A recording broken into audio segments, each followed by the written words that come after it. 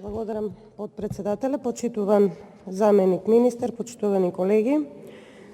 Го разгледуваме Предлог на Законот за граѓанска одговорност за навреда и клевета и замислете најодговорниот, министерот за правда, оној министер кој што при изборот на така наречената нова влада имаше најмал број критики, дури и се доживуваше како некаква се светла точка во новата влада, не е присутен, а се работи за законска материја која што и текако ја тангира прво и пред се неговата професионална ориентација. Тој е професор по кривично право, доаѓа од најпрестижниот универзитет во Република Македонија, правниот факултет при универзитетот УКИМ, и замислете, овој министер денеска, не само денеска, мислам дека и со скандалот со Палермо, си ја запечати својата министерска слава која што траеше нецели 100 дена. Но да се вратам на она што мене како прво и пред се како граѓанин, а потоа и како пратеник ми пречи во ова законско решение. Колегата Антонио Милошевски многу убаво објасни и таква една алузија сакав и јас да направам, затоа што кога прв пат го прочитав ова законско решение, по старите генерации се сеќаваме на овај вербалниот деликт за кој што професорот покоен Марјановиќ во она време се борел да го нема и се знае кој тогаш бил негов екзекутор, кој што понатаму во неговата кариера постигнал да дојде и до академик. Ова е обландирано враќање на вербалниот деликт. Згора на тоа се прекршуваат и собраниските процедури. Нема тука изјава во ова законско решение за усогласување со директивите од Европската Унија, не е точно, туку откако се нешто нашминка кога дојде новиот министер, негативното мислење се окарактеризира во членот 6 како утврден или очевиден идентитет, омаловажувачко или понижувачко мислење. Зборот мислење повторно не е тргнат. Имаше еден мој колега кој што предлагаше какво решение би требало да има. Мислење веднаш асоцира на легендарната, безвременската Орвелова книга 1984 година и славната полиција на мислите. Така да оваа влада мене лично не ме чуди, затоа што во прогласени 4 кризи, во тонење економско, а во се поголем и поголем раст на криминалот, корупцијата, дувлата криминални и така натаму, за да се зама и јавноста, мора и да не збори јавноста, да не се бранува јавноста, мора да најдат начин како да ја контролираат мислата на граѓанинот и, замислете, не само на граѓанинот, во членот, велат, го тргаат зборот јавно, се брише зборот јавно за средствата за информирање како поширок поим. И ако го поврзете ова со членот 9, ставот 4, каде што вели дека не е дозволено докажување во делот на докажување на вистинитоста, и тука вели, освен ако изнесување на такви факти е сторено во научно, книжевно или уметничко дело, во сериозна критика, во вршење на службена должност, новинарска професија и така натаму.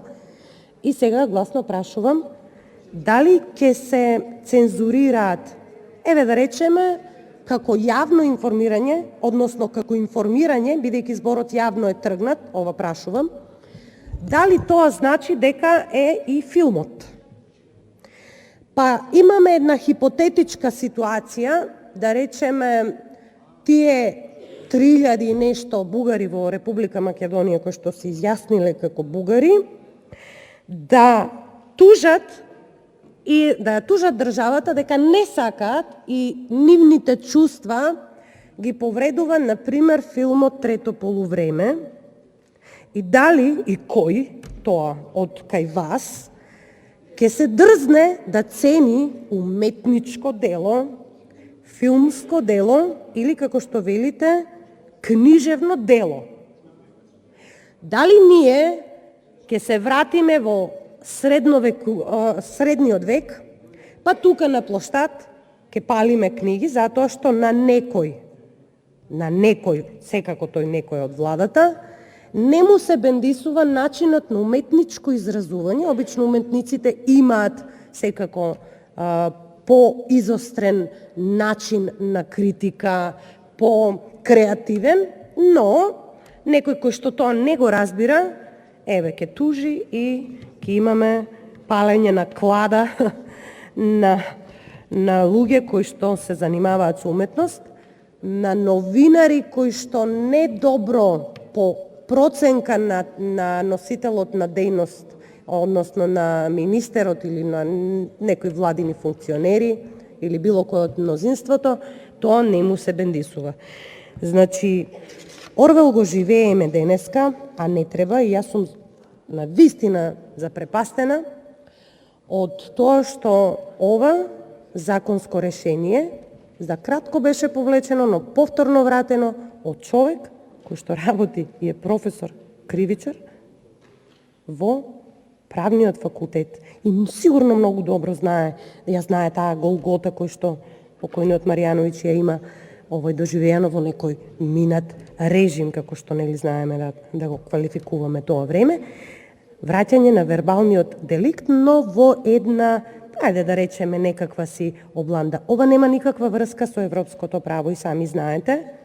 И редно е, пренесете му на министерот Тупанчевски, редно е да се појави тука во овие клупи, затоа што слуга на народот е во превод министер. Слуга на народот. Народот не му служи на него, туку обратно тој треба да му служи на народот. Сега има такви прашања на кои што треба да одговори, зошто ја излажа јавноста, например, за картите, и зошто и понатаму не се појавува во јавноста, особено тука, затоа што ние ги представуваме граѓаните и не требало вас да ве прати, секоја чест, мислам, што сте тука, но требало тој да си дојде, тој да си одговора за овие прашања, особено, ќе повторам, затоа што е кривичар и точно знае што значи вербален деликт и една таква орвеловски начин на пресуда, полиција на мислите. Секој што ќе правите, вие веќе го правите тоа на друг начин, по друг основ, по друг закон, веќе го правите. И јас ќе се сложам дека треба да има некаков ред во некаква култура, во однесување, во критизирање, во критика и така натаму. Но каде сте вие кога се работи, да речеме, за сексистички говори, целно направени групи за напади на жени, иако сите ние тука, клубот на жени пратенички, многу одамне, не само овој мандат, борба водиме за, особено во МВР, оној сектор, еве да речеме 4 години, имам пријава која што 4 години не одговара од МВР. Што правиме со тоа, со тој проблем? Или тоа за опозицијата и за некој кој што не е во владата не важи? Дали тоа не важи? Очигледно дека не важи. Да се разбереме, немам против да се регулираат. Гледаме на социјалните медиуми, па гледаме дури и некои намерни лаги и клевети кои што можат да се докажат. И треба да се докажат. Не е лага, како што кажа мојот колега Бојан, дека министрот излажа. Ја излажа јавноста дека платил, а не платил. И сега ќе тужи. И по овој закон ќе добие. И после ќе се врати на правниот факултет и ќе им раскажува на студентите што. Тие студенти на кои што тој ќе им раскажува и предава, се авангардата на нашата држава, иднината на нашата држава. Зашто ќе го учи? Како да го оживееме вербалниот деликт во 21. век? Или треба да одиме напред? Ова не е регулирање на Европската унија и вие добро знаете. Ја не видов изјава за усогласување на европските акти. И ова не треба да оди на Комисија за европски прашања, туку матична комисија треба да е политички систем. И јас од тука сакам да ги повикам и моите колеги заедно да направиме амандмани кои што ќе навистина подобрат текстот на законот и нема да има вакви мислења не само од нас како опозиција, туку генерално и во јавноста и во медиумите. Благодарам.